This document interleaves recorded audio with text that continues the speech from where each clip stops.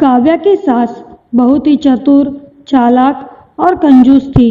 उनके पास किसी चीज की कोई कमी नहीं थी। सोने चांदी के गहनों से तिजोरी भरी थी, लेकिन कभी किसी को कुछ देने के बारे में सोचती भी नहीं थी। उनके 3 बेटे और एक बेटी थी। सभी बच्चों की शादी हो चुकी थी। काव्या सबसे छोटी बहू थी इनकी। सभी को अपनी उंगलियों पर नचाती थी वो, पर थी बड़ी मृदुभाषी। बातों पर ऐसी चाशनी चढ़ाती कि कड़वी बात भी मीठी लगती। सब उनकी बातों में आ जाते थे। शुरू शुरू में तो काव्या भी उनकी मीठी मीठी बातों में फंस जाती थी, लेकिन धीरे धीरे वो उनकी कुटिल चालों को समझने लगी। अगर कभी अपने पति के साथ बाहर जाने या मूवी देखने को मन करता तो सासू माँ बड़े प्यार से कहती, अरे बेटा, बाहर बहुत सर्दी है, तुम्हें ठंडी हवा लग गई तो बीमार हो जाओगी। घर पर ही सीढ़ी मंगवा कर फिल्म देख लो, तुम्हारे साथ साथ हम भी देख लेंगे।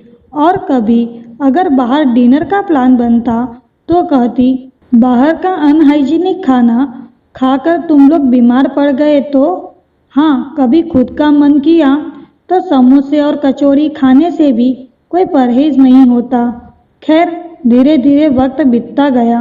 1 साल हो गया काव्या की शादी को। काव्या अपनी शादी की पहली सालगिरह को लेकर बहुत उत्साहित थी, लेकिन घर पर पार्टी रखने के प्लान पर तो सासू माँ ने पानी ही फेर दिया। बाहर जाना चाहा तो खुद के बीमार होने का बहाना बनाकर रोक दिया। काव्या को बहुत बुरा लग रहा था। काव्या के पति रोहन ने उसके मूड को ठीक करने के लिए उसे कुछ उपहार देने के बारे में सोचा। वो उसके लिए बहुत सुंदर से सोने के कंगन लेकर आया। कंगन देखकर तो सासू माँ की सांस ही अटक गई।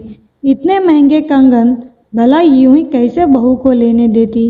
वो बड़े प्यार से रोहन से बोली, बेटा, ये कंगन तो इतने सुंदर भी नहीं है। इससे सुंदर कंगन तो शादी में ही काव्या को दिए थे। ये कंगन तुम अपनी बहन के लिए रख दो। कुछ दिनों बाद दिवाली आने वाली है, उस वक्त कुछ तो उसके ससुराल भेजना ही पड़ेगा, तो ये कंगन ही भेज देंगे। वैसे भी काव्या पर ये हल्के लगेंगे। काव्या सब समझ रही थी। उसने भी कहा, हाँ हाँ रोहन, मुझे भी ये कंगन उतने पसंद नहीं आए।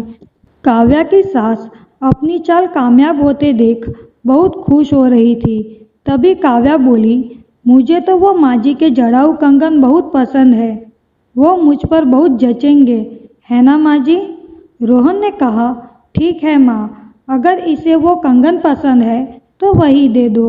ये कंगन हम दीदी को दे देंगे। अब और कोई चारा भी नहीं था सासू माँ के पास। मजबूरी में उन्हें अपने जड़ाऊ कंगन काव्या को देने ही पड़े। मन ही मन वो सोच रही थी, शेर को आज 1.25 शेर मिल ही गया।